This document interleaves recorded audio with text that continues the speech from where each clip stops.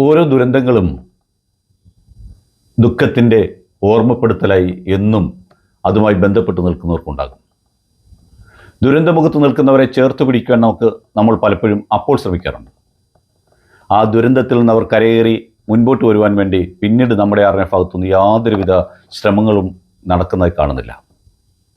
മരണവീട്ടിൽ പോലും മരണ ദിവസം പോയി മുഖം കാണിച്ച് തിരിച്ചു വരുന്ന നമ്മൾ പിന്നീട് അവരെപ്പറ്റി ആലോചിക്കാറേയില്ല.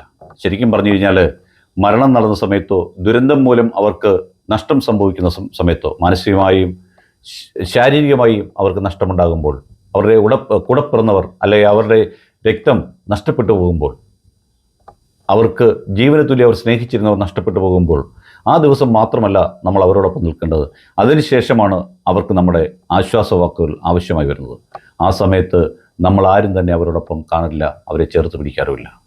ദുരന്തങ്ങൾ എല്ലാവർക്കും എല്ലായ്പ്പോഴും എവിടെ നിന്നും ഉണ്ടാകാം. ഒരു ഓർമ്മപ്പെടുത്തൽ മാത്രം.